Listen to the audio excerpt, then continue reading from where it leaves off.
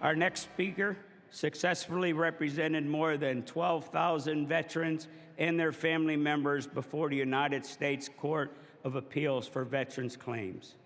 Prior to his founding of the law firm in which he is a managing partner, he served as an appellate litigator in VA's Office of General Counsel, Appellate Litigation Division in Washington, D.C.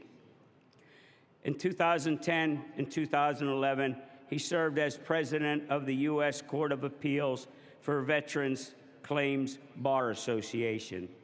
A graduate of Andrews University in Michigan, he holds a doctor of from the University, from Indiana University School of Law. From Bergmann and Moore, Glenn R. Bergmann.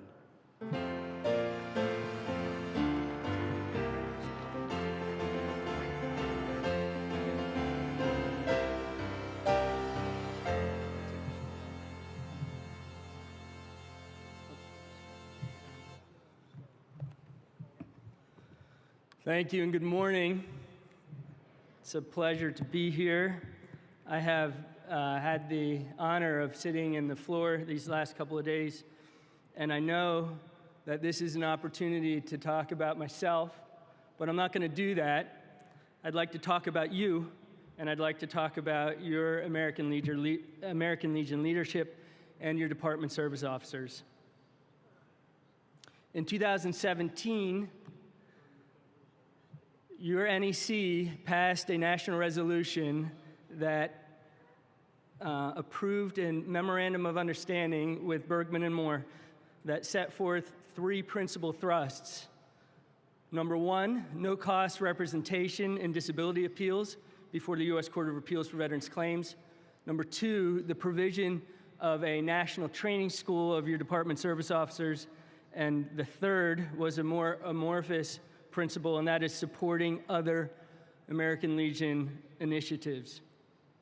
I'd like to show you a report card of the work that has been done since 2017. Now, any appeals before the U.S. Court of Appeals for Veterans Claims take at least a year because justice doesn't work as quickly as sometimes we'd like, but it's a very fast docket, and I'm very proud of the work that is done there, of the judges, even of the VA attorneys. I hope you can see these numbers, and if you can, I'm going to quickly go over them. But since September 1, 2017, up until July 30, so just a month ago, we have had 5,552 completed case dispositions of American Legion members. And I am proud to report that of those 5,552, 5,531 ended in a favorable outcome to your members. That means that only about 5 out of every 1,000 appeals of your members ended in a loss. Today, at this very moment, we have approximately 1,105 currently pending cases. And again, this isn't a representation of us. This is a representation of the success of your department service officers. This is not a flag of Japan. I was going to use Bergmann and Moore blue, but I used American Legion red. This is a pie chart, and for those who couldn't see the numbers, I'm hoping this represents better the success of your department service officers, because it's your service officers who start the claims. They present the arguments. They obtain the evidence. By the time the cases come to federal court, where we take them and represent you, the record is closed. We cannot add evidence. We can add argument, and that's what we do. But this report card, again, of 99.6% success rate in federal court is a result of your leadership in having us and educating your department service officers on how best to serve the American Legion members and how to quickly obtain benefits for your members. Which leads us to the second main thrust of the Memorandum of Understanding pursuant to the National Resolution in 2017, and that is training. The provision of training, we conduct 2 national training schools each year. Up until COVID, these were in-person sessions in Washington, D.C. and in Indianapolis. After COVID hit, actually we were in session in Washington, D.C. when COVID revealed itself, so to speak, and everyone was sent home. Since then, they have been remote, but I am again proud to say that 2,153 graduates have graduated from these schools, your service officers, over 13 schools. And when I say graduate, that means that there was a test. This isn't a merely show up and get a certificate. We test your department service officers, and we push them hard. And I am proud to say that like I said, 2,153 graduates, an average of 200 DSO students per session. Effective last year, as a result of your executive director, Shinin Nuntavang, he approached me and said, you know, we'd like to do more. And so as a result of that conversation, we created a new service officer school, which we now run monthly. And again, I'm proud to say that there have been this year, just about 500 graduates of that school. So each month, in addition to the 2 national training schools, we also have a monthly new service officer school. Board unit trainings are also part of our umbrella of education. A suicide prevention training is in progress. And what's very exciting, and again, this is another result of the initiatives of your executive director, in October 2024, there will be a Legion Leadership Symposium, which is going to be the top of the top in training. Obviously, that's still a year away, but we have been planning with your VA&R staff, and I'm excited to say that in-person school will involve members of Congress, VA leadership, and an oral argument before the U.S. Court of Appeals for Veterans Claims. They're coming out of their courthouse, coming to the National Convention Center in Leesburg, and they are going to hold an oral argument, a 3-judge panel oral argument at this school. So I'm very proud, again, of the investment your American Legion leadership makes in your department service officers related to training. Everyone remembers the PACT Act. Excuse me. Gavel fell. I'm not going to touch it. The PACT Act came out last August, which was a great provision that came out of Congress. Buried into the PACT Act was what the law calls an other matter, and that is Camp Lejeune Justice Act.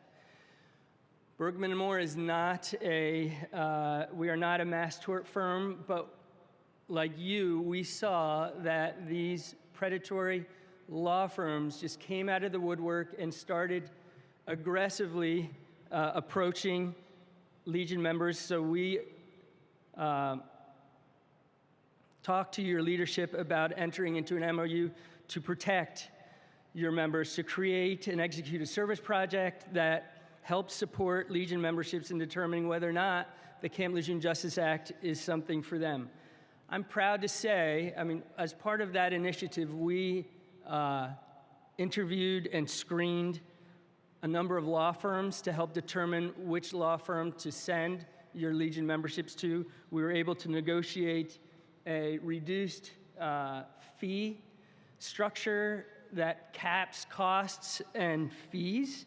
And I'm proud to say that we are part of the executive committee of that mass tort litigation, which as of now hasn't been publicized. I'm publicizing it a little bit today, but that makes us part of the leadership board of the Camp Lejeune Justice Act litigation. And this is an example of what your leadership And I want to thank Dean Kessel for seeing the importance of making sure that you, your membership, your legionnaires and leaders in the American Legion get up-to-date, accurate information about Camp Lejeune Justice Act. Each month, there is a full-page ad in your American Legion magazine. And what I hope you are also noticing, there are not ads from other law firms trying to get your Legion memberships to enter into fee agreements of 50, 60% plus costs, which is abusive. Part of this outreach includes promoting accurate information, ensuring that the confusion, and there is a lot of confusion. I'm sure you remember all the ads you hear and see. You can't get away from the ads, but some of the confusion includes that the lawsuit involves an offset against VA compensation.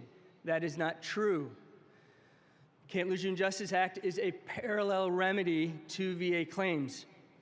And so we are making sure that the word gets out to everyone in the American Legion related to Camp Lejeune Justice Act. We have engaged several individuals to help in this effort. Anita Bess is a retired colonel, public affairs officer of the U.S. Marine Corps. She helps us as our CLJA coordinator, and Liz Hartman, who is one of yours, who acts as a spokesman. She travels the different posts talking about Camp Lejeune Justice Act. So our approach is a two-pronged approach. We are recommending that members talk to an accredited American Legion Department Service Officer about the best strategy, going through a VA claim and separately filing potentially a Camp Lejeune Justice Act. Because remember, folks, these are parallel remedies. Obtaining the one doesn't prevent you from obtaining the second. And finally, the third initiative of the national resolution that dates back to 2017 is support and protection of other American Legion initiatives. And that was completed this just 2 weeks ago.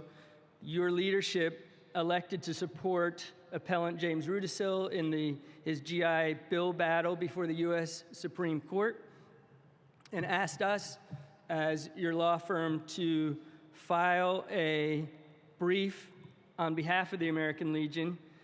And let me just pause for a second to talk about the GI Bill. This is something I did not know until I started researching the GI Bill, but the original GI Bill, which was entitled the Servicemen's Readjustment Act, which passed in 1944, did you know that this was an American Legion initiative? Your own past national commander, a gentleman by the name of Harry Comery,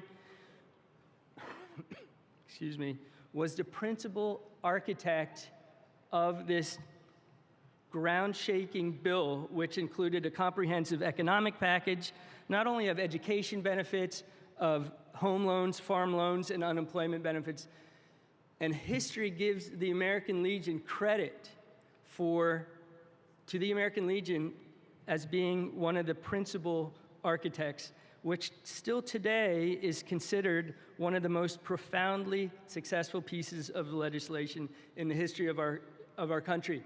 And this is a copy of the front page. I highlighted what it says there, brief of the American Legion. Here's a copy. This was filed on behalf of the American Legion on August 16, just 2 weeks ago. And I'm proud that the American Legion, again, has a voice on the national stage related to the GI Bill.